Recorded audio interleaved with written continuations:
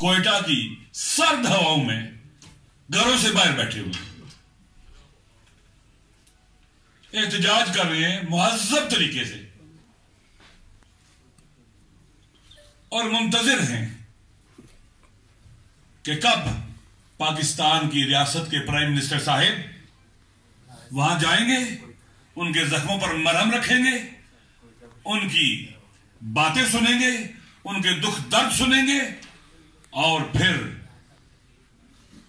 ان قاتلوں کا، ان ظالموں کا، ان درندوں کا، ان بیڑیوں کا صفایا کرنے کے لیے اقدامات کی یقین دہانی کرائیں گے۔ ہم بے دردوں کے وطن میں رہتے ہیں جہاں انسانی دکھ درد کوئی اہمیت نہیں رکھتے، جہاں غریب کا خون کوئی اہمیت نہیں رکھتا، اس لیے کہ وہ غریب تھے، اس لیے کہ وہ مزدور تھے، اس لیے کہ ان لوگوں سے تعلق رکھتے ہیں جن کی گزشتہ کئی سالوں سے نسل کشی ہو رہی ہے، یعنی ان کا استحقاق ہے کہ ان کو مار دیا جائے۔ اگر عوام کی جان اور مال کی حفاظت سے بڑا اور کون سی ڈیوٹی حکمرانوں کی ذمہ داری ہے؟ کہاں ہے حکمران؟ ہم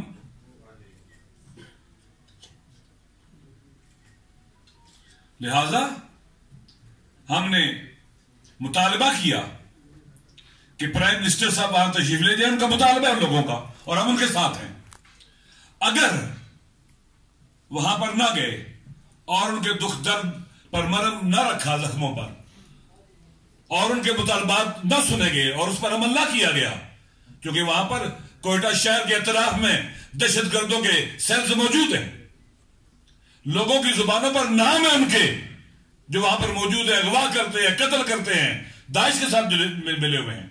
اگر پرائم منسٹر صاحب اور ہمارے حکمران وہاں نہیں جاتے تو کل سے ہم پورے ملک کے اندر، میری پاکستان کے تمام پاکستانیوں سے گزارش ہے کہ ان مظلوموں کو تنہا نہ چھوڑیں، گھروں سے باہر نکلیں، قاتلوں کو پیغام دیں کہ ہم پاکستانی اکٹھے ہیں، حکمرانوں کو پیغام دیں کہ ہم سراپا احتجاج ہیں اس طرح کی لاپرواہیوں پر، یہ برداشت نہیں ہو سکتا۔ لہذا جتنا جلدی ممکن ہے اس مسئلے کو حل کیا جائے، وہاں جایا جائے، ان کے قریب جایا جائے، ان کے دکھ درد میں شریک ہوا جائے۔ پورے پاکستان میں جتنی سیاسی جماعتیں ہیں، جتنے طبقات ہیں، جتنی انجمنیں ہیں، جتنے پاکستانی ہیں، مسلم اور غیر مسلم، ان سب کو ان غریب مزدوروں کا ساتھ دینا چاہیے، ان غریب شہیدوں کا ساتھ دینا چاہیے، ان مظلوموں کا ساتھ دینا چاہیے۔ اگر ان کے لیے آواز نہ اٹھائی جاتی، اسی طرح سے بے دردی کے ساتھ یہ قتل ہو چکے تھے، ان کے جنازے دفن ہو جاتے، کوئی نام بھی نہ لیتا ان کا۔ اس لیے ضروری ہے کہ فی الفور اس پر عمل کیا جائے۔ میں نے یہاں آنے سے پہلے بھی جو حکومتی حلقے ہیں ان سے میں نے بات کی کہ ان کے مطالبے پر عمل کریں۔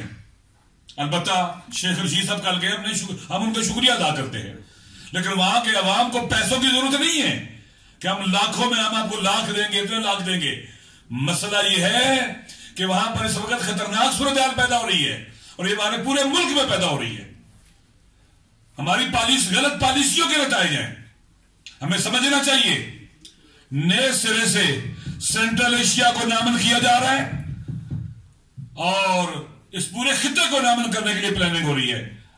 امریکہ کر رہا ہے، اسرائیل کر رہا ہے، ان کے الائز کر رہے ہیں، لہذا ہمیں اس کا حصہ نہیں بننا چاہیے۔ افغانستان کے اندر داعش کو لایا جا رہا ہے اس ریجن کو ڈسٹیبلائز کرنے کے لیے اور چائنا کو ڈسٹیبلائز کرنے کے لیے، ہمارے دوستوں کو ڈسٹیبلائز کرنے کے لیے۔ ہمیں اس ڈرٹی گیم پر نظر رکھنی چاہیے اور اس کا حصہ نہیں بننا چاہیے، اس طرف نہیں جانا چاہیے۔ یہ سارے خطرناک کھیل کھیلے جا رہے ہیں، ہمیں ان کا مقابلہ کرنا ہے۔ اگر ہم انہی چیزوں میں لگے رہے، دشمن ہمیں ڈسٹیبلائز کرے گا۔ میں نے پہلے بھی کہا ہے، ہر تقریر میں کہا ہے، پریس کانفرنس میں کہا ہے کہ اس وقت پاکستان اپنی تاریخ کے انتہائی حساس دور سے گزر رہا ہے، حساس دور سے گزر رہا ہے، اور لوگ باتیں کر رہے ہیں، خدا نخواستہ غلط پالیسیوں کی وجہ سے ہم کسی بڑے بحران اور مشکل کا شکار نہ ہو جائیں جو 71 سے بھی برا بحران ہو. لوگ باتیں کر رہے ہیں اس طرح کی، توجہ کرنی چاہیے. ایک دور پڑھ لیں محمد والے محمد پر. لہذا میں یہاں سے اپنے کوئٹہ کے مظلوم، اپنے شہیدوں کے وارثوں کو اور وہاں کے لوگوں کو جو اس وقت سخت سردی میں احتجاج میں بیٹھے ہوئے ان کے ساتھ انہیں یہ اعلان کرتا ہوں کہ ہم آپ کے ساتھ ہیں. پورے پاکستان کے لوگ آپ کے ساتھ ہیں، پوری دنیا کے پاس ضمیر آپ کے ساتھ ہے. اگر یہ مسائل حل آپ کے نہ ہوئے، فقط پاکستان نہیں، پوری دنیا میں لوگ آپ کے ساتھ اٹھیں گے، آپ کے ساتھ بیٹھیں گے، آپ کا ساتھ دیں گے، آپ کی آواز میں آواز ملائیں گے. جہاں تک شہید قاسم سلیمانی کا تعلق ہے، بہت باتیں ہو چکی ہے، وقت نہیں، اذان ہو رہی ہے. میں چند منٹ کے اندر 3-4 منٹ میں بات ختم کرتا ہوں. آپ نے بہت باتیں سن لی ہیں، بہت موضوع دیکھ لیں. دیکھیں، امریکہ اس پورے ریجن کو، آپ جانتے ہیں کہ سیکنڈ ورلڈ وار کے بعد یہ تقسیم ہوئی، دنیا 2 حصوں میں تقسیم ہو گئی. ایک حصے پر سوویت یونین کا کنٹرول ہو گیا اور ایک حصے پر امریکہ اور یورپ ویسٹ کا ہو گیا.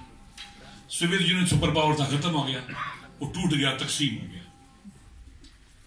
امریکہ سپر پاور بن گیا. اب پہلے والی جو ارینجمنٹ تھی وہ 2 سپر پاور کے اعتبار سے تھی.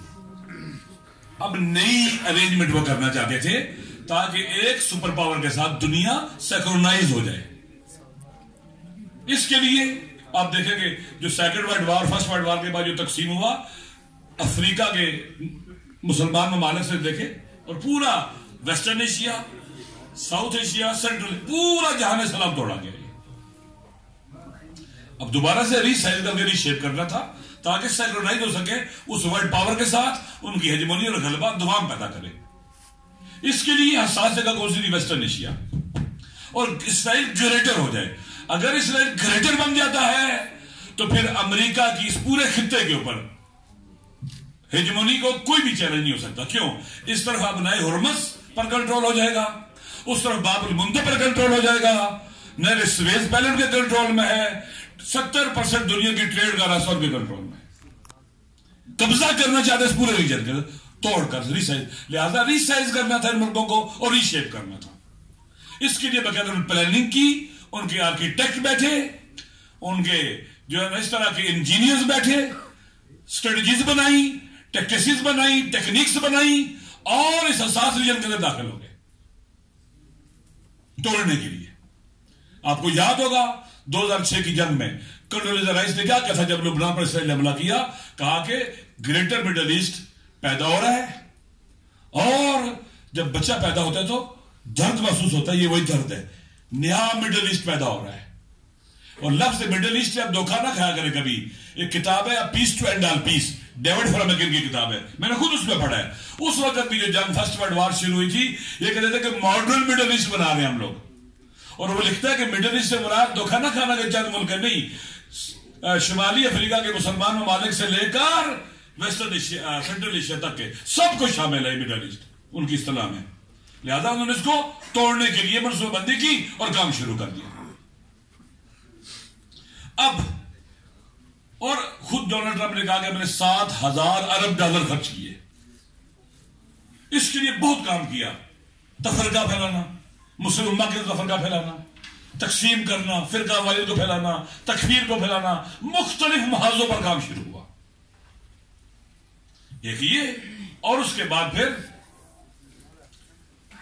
ویسٹرن ایشیا کے اندر ملک توڑنے کے لیے باقاعدہ جنگ، پراکسس اور دہشت گردوں کو، تکفیریوں کو لایا گیا.